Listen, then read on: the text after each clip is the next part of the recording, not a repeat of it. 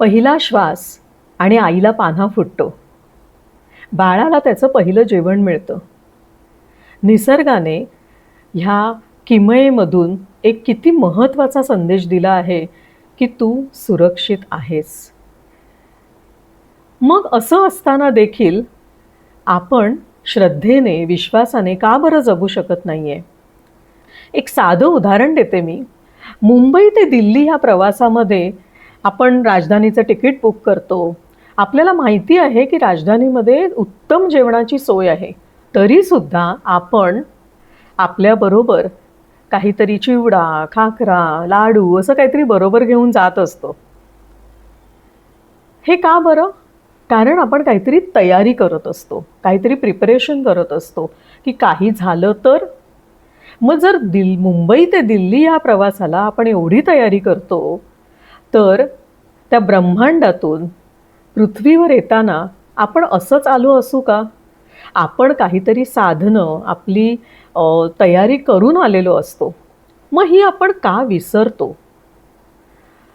0 ते 1.5 वर्ष ही फार महत्त्वाची पायरी आहे, जिथे आपण विश्वासावर प्रभुत्व मिळवतो.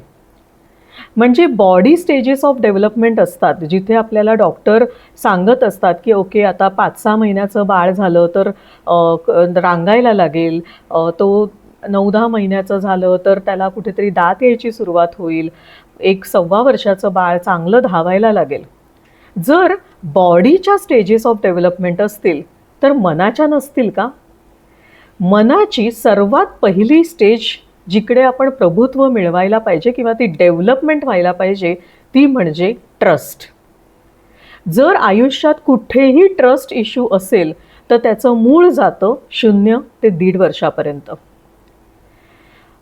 जर बाळाने जन्म घेतल्याबरोबर त्याला आईची ऊब मिळाली नाही, तर तिथे बाळाचं मन विचार करू शकतं. म्हणजेच आपलं मन, म्हणजे आपण जेव्हा जन्म घेतो आणि आई मिळाली नाही, आईच्या त्या कुशीची ऊब मिळाली नाही, तर आपलं मन हे विचार करू शकतं, असं कसं?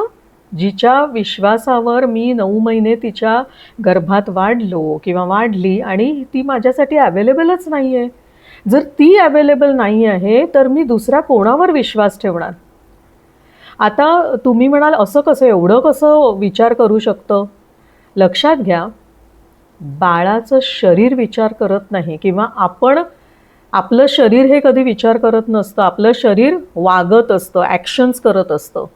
विचार हा सबकॉन्शियस माइंड आणि कॉझल बॉडी म्हणजे कारण देह या दोघांच्या संवादामध्ये विचार आणि त्यापासून निर्माण होणारी भावना, असा हा प्रवास सुरू होत असतो.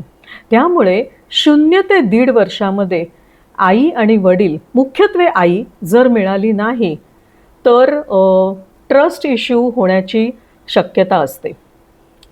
आमच्या एका सिनियर सरांकडे एक केस आली होती. एक 35 वर्षाचा माणूस, त्याच्या मनात अचानक विचार यायला लागले की मला नाही वाटत मी जगणार आहे, मी बहुतेक लवकर जाणार आहे, I don't think I will survive, I will die. हा विचार त्याच्या मनातून जाईना. सगळे रिपोर्ट्स, मेडिकल रिपोर्ट्स सगळे नॉर्मल, त्याची काउन्सिलिंग सेशन्स बरीच झाली, पण तो विचार काही मनातनं जाईना. आणि त्यावेळेला कोणीतरी त्यांना सजेस्ट केलं की तुम्ही क्लिनिकल हिप्नोथेरपिस्टकडे जा, कुठून हे येतं आहे, हा विचार कुठून येत आहे. आणि ज्या वेळेला ह्या 35 वर्षाच्या माणसाबरोबर हिप्नोथेरपी सुरू केली, त्यावेळेला असं लक्षात आलं की त्याने जेव्हा जन्म घेतला होता त्यावेळेला त्याला NICUमध्ये ठेवलं होतं आणि त्या NICUच्या यंत्रणेमध्ये काहीतरी बिघाड झाला, म्हणून डॉक्टरांनी सांगितलं immediately shift to another NICU. सिस्टरला हे सांगितलं.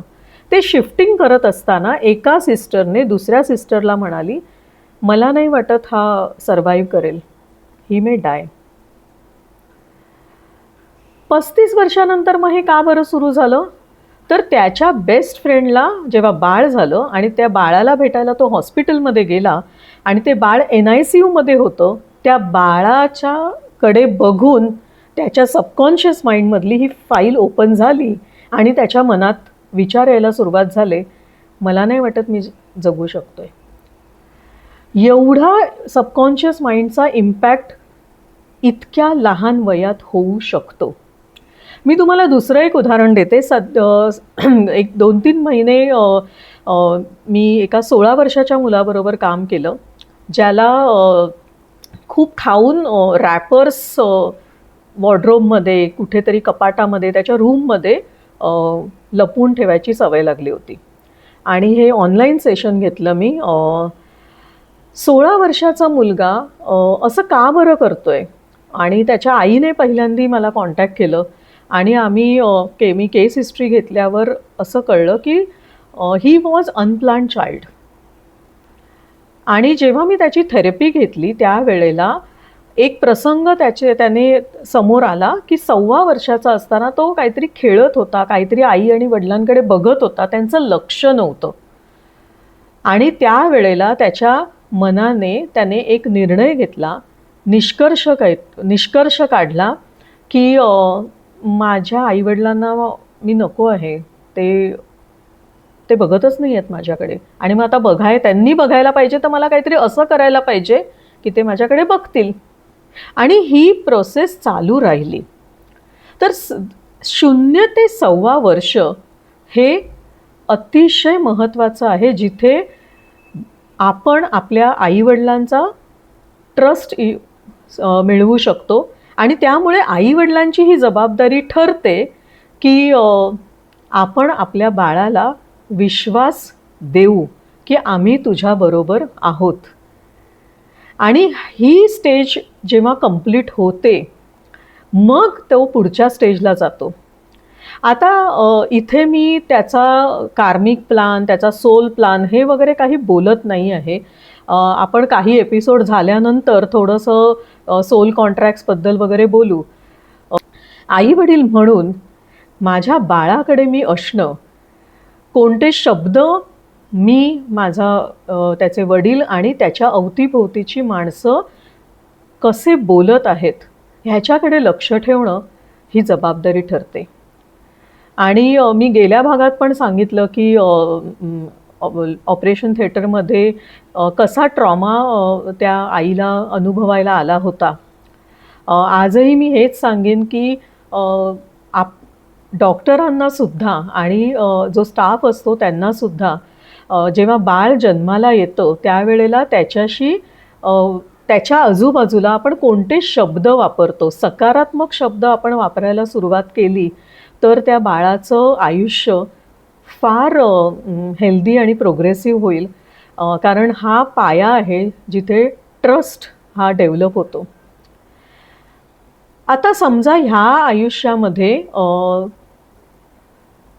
आईवडिलांचं सगळं प्रेम मिळालं आहे, सगळं आईवडिलांनी लक्ष दिलेलं आहे, तरीसुद्धा ट्रस्ट इश्यू येत असेल, मग तो कसा येत असेल? हो, तो त्याच्या पूर्वजन्मातून येत असेल. कारण कदाचित पूर्वजन्मामधले आई वडील अवेलेबल नव्हते जेव्हा जन्म घेतला तेव्हा. आम्ही अशा देखील केसेस बघितल्या आहेत की जिकडे आईने सुसाईड करायचा, म्हणजे गर्भावस्थेत सुसाईड करायचा प्रयत्न केला आहे आणि बाळाकडे बघून मग ती थांबली. पण तिथे देखील बाळाला ट्रस्ट इश्यू डेव्हलप होऊ शकतो. ट्रस्ट इश्यू कुठपर्यंत जाऊ शकतो? तर ट्रस्ट इश्यू गॉड, देवापर्यंत जाऊ शकतो. ह्याने मला अशा ह्या घरात, अशा ह्या राज्यामध्ये, अशा ह्या देशामध्ये मला का जन्माला घातलं? पण खरं तर आपणच सगळं ठरवलेलं असतं. म्हणून हा भाग आपण थोडासा सोल कॉन्ट्रॅक्टबद्दल परत एकदा मी सांगते, नंतर बघणार आहोत. पण आई वडील म्हणून आपण आपल्या मुलाला सुरक्षा, सकारात्मक शब्द आणि सकारात्मक वातावरण दिलं तर पहिली stage of development of the mind which is trust ही खूप छानरित्या डेव्हलप होईल आणि बाळाला खूप सुरक्षित वाटेल. धन्यवाद.